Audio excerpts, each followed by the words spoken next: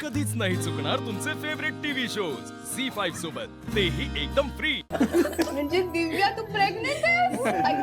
किती भारी! एक सेकंड मला इथे दिव्या सांभाळू ना हे कॉंग्रॅच्युलेशन कॉंग्रॅच्युलेशन चंदन दादा किती छान आहे। आमच्या घरात ऑलरेडी एक बेबी आहे। आशू घरी गेल्यावर कॉल करा मला हो आणि तुम्ही दोघांनी इथे यायची घाई करू नका अजिबात। नाही, मी जेवण घेऊन येणारच आहे। हा अरे पण ऐका माझं शिवा आजी काय झालं अगं आजी काय इकडे ये बस आधी इथं बस. अगं काय झालं काय झालं आजी दिव्याला उलट्या होत आहेत.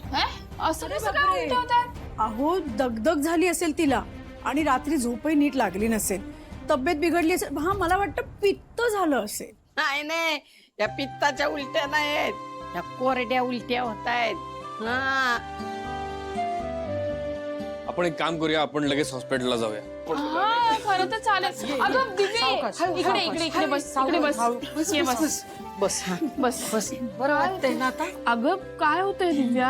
हा खूप त्रास होतोय का? ऐका ना, मी अँब्युलन्स बोलवतो। त्याची काय बी गरज नाही.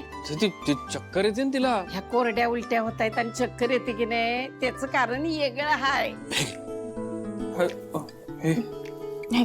हे पाहिजे होतं का? अगं तोच त्रास होतोय नाही का? हो ना, वासही सहन नाही होत तिला।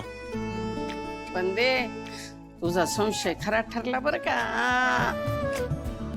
मी आता एवढं सगळं घडत असताना ही एक आनंदाची बातमी म्हटल्यावर एक मिनिट, ह्यात आनंद कसला? हा मग त्रास होतोय ना, चांगलं काय त्यात?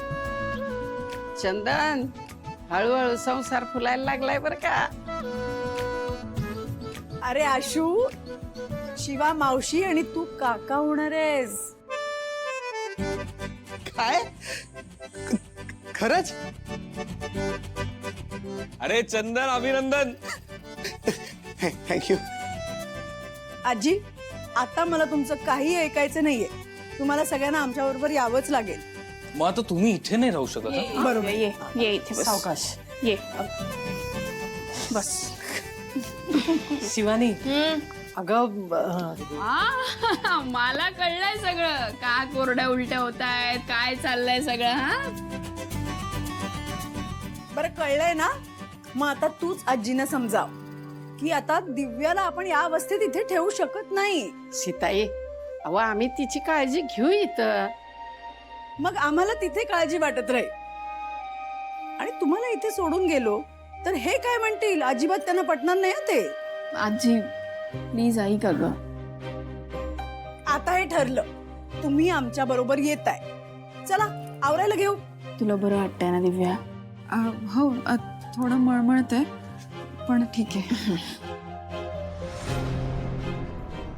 खरं तर आम्हाला वाटलं नव्हतं असं काही असेल, पण जे झालं ते छानच झालंय. म्हणजे आनंदाचीच बातमी आहे का नाही? मी सगळ्यांसाठी गोड घेऊन येते. कीर्ती चल ये. आज मुहूर्त सापडला हिला. मला असं वाटतंय काहीतरी गडबड आहे. अगं कीर्ती, उर्मिला हाक मारतेय, जा तिला मदत कर।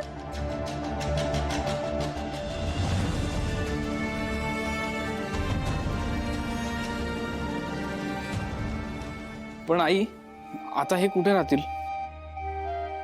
कीर्ती त्याची रूम रिकामीच आहे ना, तिथे राहतील.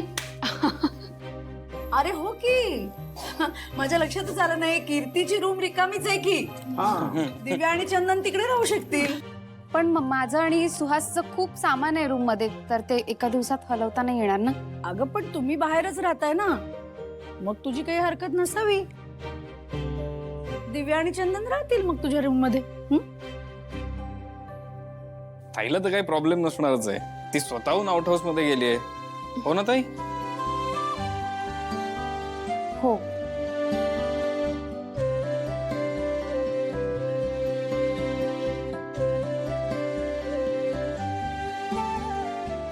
अरे हो दिव्या, तुला चालेल ना? हो, आता कीर्तीताई एवढं मोठं मन करून ऑफर करतायत तर नाही कसं म्हणणार. फक्त जरा काळजी घ्यावी लागेल, जास्त वर खाली नाही करता येणार. मी आहे ना दिव्या, काळजी नको करू, सांभाळू आपण सगळं. चला ठरलं तर मग कीर्तीच्या रूम मध्ये दिव्या आणि चंदन राहतील आणि गेस्ट रूम मध्ये बायाची तुम्ही आणि वंदनाताई. चला मी बाई आजी आणि काकूची व्यवस्था करायला मी जातो. हो पण त्याआधी खाऊन घ्या.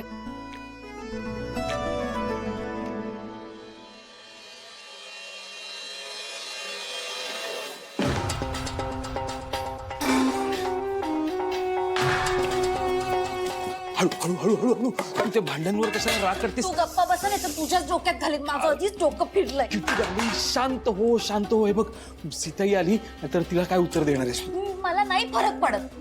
ती शिवा आपल्याला या घरात नको होती ना. आता तर तिचं अख्खं कुटुंब या घरात येऊन बसलंय. काय चाललंय सगळं? पण आपण आता काहीच करू नाही शकत. अरे पण का नाही करू शकत? हे बघ मी तुला सांगते, ती दिव्या आहे ना, सगळी नाटकं चालू आहेत तिची. मी गॅरंटी देते तुला, सगळं खोटं खोटं करते ती. नाही नाही नाही किटू डार्लिंग, समजा हे खरंच खरं असेल तर? मला नाही फरक पडत. ती कुठल्याही अवस्थेत असली ना तरी मी तिला या घरातून हकलणारच आहे. ती आणि तिचा नवरा लायकी नसताना आपल्या रूम मध्ये राहतात. काय चाललंय आपल्या आयुष्यात? किटू डार्लिंग हळू शांत हो. उगाच बाहेर ऐकायला गेलं तर आपल्याच अंगाशी येईल. कळतंय तुला? त्या जगदीशला मी सांगितलं होतं, तरी पण हे सगळं होऊन बसलंय. मला हे कळते, तुला हे का नाही कळते की आता जगदीश आपल्या मदतीला येणार नाहीये. तर तुला जे काय करायचं ते तुझं तुलाच करावं लागेल. कळलं? मी बाहेर जाऊन बघून येतो काय हवंय नको. मी नाही कोणाचं जेवण करणार आहे. कीर्ती झालं का जेवण?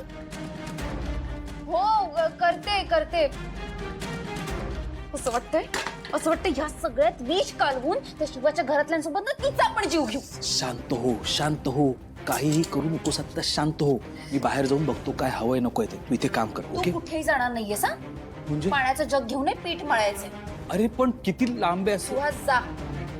काय 10 किलोमीटर लांब आहे पाणी. म्हणून ठेवलंय माझं. मला सांगते सुहास पाणी आण लवकर. आणतो ना. हे काय ओत चल. किती होतो? 10 लिटर. मला माहित नाही आता इतके दिवस करतोयस ना. ओत. या आजी, या या या या. चला ही तुमची रूम.